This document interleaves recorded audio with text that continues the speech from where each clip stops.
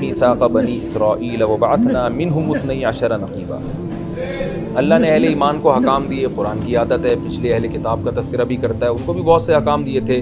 اس کا تذکرہ اللہ فرماتے ہیں ہم نے بنی اسرائیل سے تحقیق عہد لیا تھا اور ہم نے ان میں 12 نقیبوں کو بھیجا تھا۔ 12 سے مراد ان کے 12 قبیلے تھے، تو 12 سردار بنائے اللہ نے، اور ان سرداروں کو یہ سمجھایا گیا تھا کہ اللہ تمہارے ساتھ ہے اور تم بنی اسرائیل کی نگرانی کرو کہ یہ پیغمبروں کے احکام کو فالو کر رہے ہیں کہ نہیں کر رہے۔ تو یہ بہت بڑی نعمت تھی بنی اسرائیل پر۔ تو اللہ نے ان سے کہا کہ ہم تمہارے ساتھ ہیں، ان کو بتا کے رکھو کیا کہ اگر تم نے یعنی بنی اسرائیل نے یعنی یہودیوں نے نماز کو قائم کیا، زکوٰۃ کو ادا کیا اور میرے پیغمبروں پر ایمان لاتے رہے، جو بھی پیغمبر آئیں گے ان پر ایمان لاتے رہے اور پیغمبروں کو طاقت دیتے رہے، اور اللہ کو قرض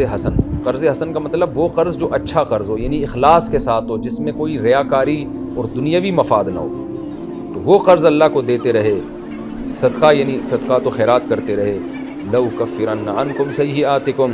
تو چھوٹی موٹی خطائیں تمہاری معاف کرتا رہوں گا اور تمہیں ایسے باغات میں داخل کر دوں گا جن کے نیچے نہریں بہتی ہیں۔ اور اس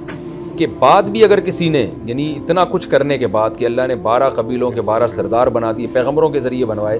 اور ان کی وصیتیں بھی اور ان کی نگرانی بھی، اس کے بعد بھی جو کفر کرے گا تو وہ سیدھے راستے سے بہت ہی دور چلا گیا۔ ظاہر ہے سیدھے راستے سے دور جانے کی سزا جہنم کی آگ کے سوا کچھ نہیں ہو سکتی۔ لیکن اللہ فرماتے ہیں فَبِمَا نَقْضِهِمْ مِيثَاقَهُمْ، ان کے ان معاہدوں کو توڑنے کی وجہ سے لعناہم، ہم نے ان پر لعنت کی، وجعلنا قلوبہم قاسیہ، اور ان کے دلوں کو سخت بنا دیا۔ اب یہ سختی نسل در نسل ان کے دلوں میں چلتی ہوئی آ رہی ہے، جس کی وجہ سے یہ اسلام کو قبول نہیں کر رہے۔ اور وہ سختی کا نتیجہ کیا نکلا تھا؟ یحرفون الکلم عن مواضعہ، تورات پر عمل تو کیا کرتے،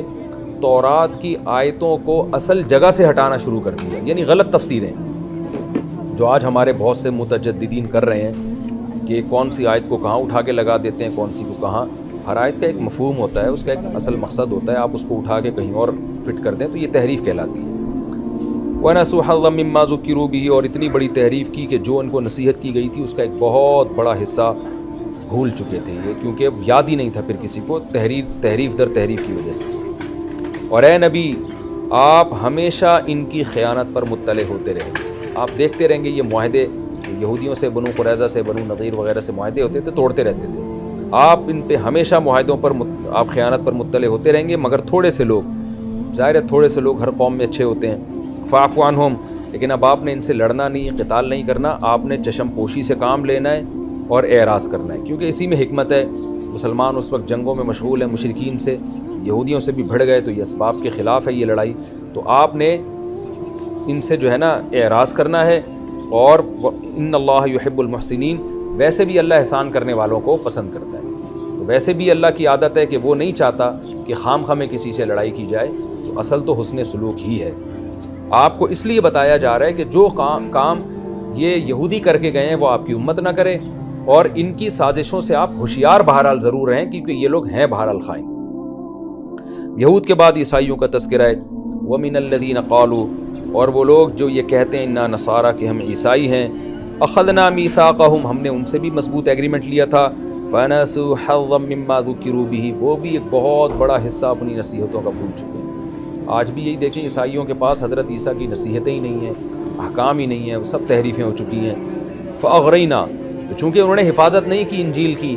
اور تحریفیں کرتے رہے، ان کے جو مذہبی رہنما تھے لوگوں کو خوش کرنے کے لیے، تو اس کا نقصان یہ ہوا کہ جب اصل تعلیمات محفوظ نہیں رہتی تو پھر فرقے بننا شروع ہوتے ہیں، اور یہ فرقے بھی اسلام کے فرقوں میں اور ان فرقوں میں بڑا فرق ہے۔ اسلام میں فروعی اختلافات ہوتے ہیں، جو عقائد کے اختلاف ہیں وہ پنپ نہیں پائے ہیں اسلام، لیکن اسلام میں جو ابھی بھی مسلمانوں کی اکثریت جو اہل سنت والجماعت کہلاتی ہے، عقائد سب کے سیم ہیں۔ فروعی اختلاف تو خیر صحابہ کے دور میں بھی تھے، وہ نبی کے سامنے بھی ہوئے ہیں فروعی اختلافات، لیکن جو اسلام کے بنیادی عقائد ہیں آج بھی جمہور امت اس پہ جمع ہوئی ہے، اور جو اہل سنت والجماعت کے خلاف ہیں وہ بہت زیادہ مینورٹی میں ہیں وہ۔ لیکن عیسائیوں کے ساتھ کیا ہوا؟ اللہ فرماتے ہیں دین میں ایسی تحریف ہوئی ہے کہ اب اصل دین پتہ ہی نہیں چل رہا کسی کو، نتیجہ بڑے بڑے فرقے وجود میں آئے، کسی نے کہا عیسیٰ اللہ کے بیٹے ہیں، کسی نے کہا عین اللہ ہیں، کسی نے کہا نہیں خدا کا جزو ہے، جو ان کے بحثیں چلتی ہیں۔ فَأَغْرَيْنَا بَيْنَهُمُ الْعَدَاوَةَ، تو جب دین کو انہوں نے محفوظ نہیں رکھا اور اپنے مفاد میں تبدیل کر دیا، تو اب اصل دین تک پہنچنا مشکل، تو ہر آدمی اپنی رائے سے دین کی جو ہے وہ تشریح کر رہا ہے، جس سے بڑے بڑے فرقے ان کے جن کا بیسک بنیادوں میں اختلاف تھا اور بڑی تعداد میں تھے سارے فرقے،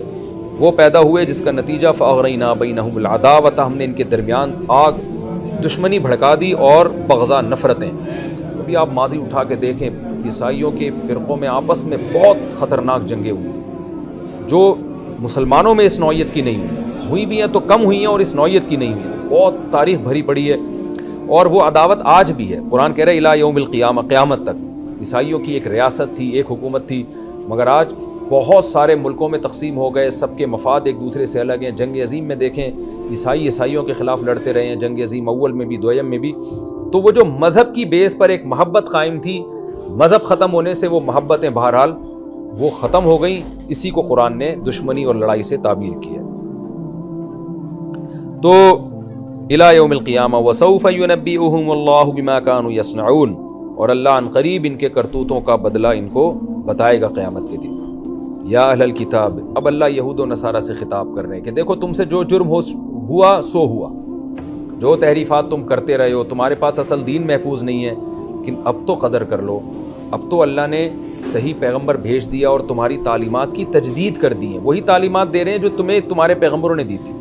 یا اہل الکتاب، اہل کتاب یعنی اے یہودی اور عیسائیوں، قد جاءکم رسولنا، نیا رسول آ چکا ہے، ہمارے رسول تمہارے پاس آ چکے ہیں، یبین لکم کثیرا مما کنتم تخفون من الکتاب، تم جو کتاب سے کچھ چیزوں کو چھپایا کرتے تھے، ان میں وہ پیغمبر بہت سی چیزیں تمہارے سامنے بیان کر رہا ہے، ویعفو عن کثیر، اور کچھ اللہ کے حکم سے ابھی بھی چھپا رہے ہیں وہ، کیونکہ وہ منسوخ ہو چکی ہیں، تو اس میں تمہاری رعایت کی جا رہی ہے۔ قد جاءکم من اللہ نور و کتاب مبین، اللہ کی طرف سے ایک نور یعنی ہدایت کا نور اور واضح کتاب تمہارے پاس آ چکی ہے، تو اب اس کو فالو کرو، اللہ تمہارے پچھلے گناہوں کو معاف کر دے گا۔ یہدی بہ اللہ من اتبع رضوانہ، اہل کتاب ہمارے پیغمبر آ چکے ہیں، اللہ کی طرف سے ایک نور آ چکا ہے، اور یہ پیغمبر جو چیزیں تم نے چھپائی ہوئی تھیں ان کو بھی ظاہر کر رہے ہیں۔ یہدی بہ اللہ، اس نور کے ذریعے اللہ ہدایت دے گا اس شخص کو جو اس کی رضا کا متلاشی ہوگا۔ تو اہل کتاب تم اللہ کی رضا کے متلاشی بن جاؤ تو تمہیں اس میں ہدایت ملے گی، اللہ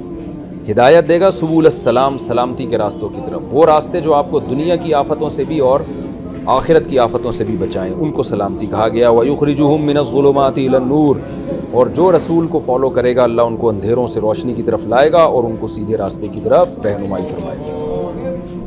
پھر آگے اللہ تعالیٰ عیسائیوں کے ایک اور فرقے کا تذکرہ کرتے ہیں۔ عیسائیوں میں بعض لوگ یہ کہا کرتے تھے کہ اللہ اور عیسیٰ میں کوئی فرق ہی نہیں ہے، گویا اللہ نے عیسیٰ علیہ السلام میں حلول کیا ہوا ہے۔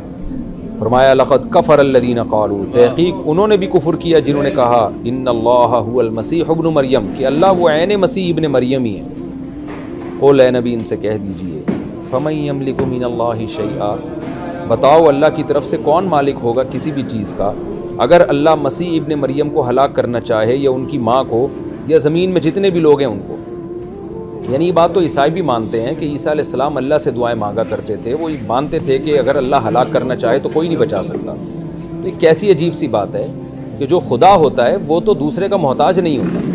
تو جس خدا کے ساتھ تم شریک کر رہے ہو وہ تو عیسیٰ کو بھی اگر چاہتا ہلاک کر سکتا تھا، ان کی ماں کو بھی اور ساری دنیا کے سارے انسانوں کو۔ اس خدا کے ساتھ تم عیسیٰ کو کیسے شریک کر رہے ہو، اور بلکہ عین عیسیٰ کو وہ خدا کیسے قرار دے رہے ہو؟ محتاج اور غیر محتاج کا فرق تم نے ختم کیوں کر دیا ہے؟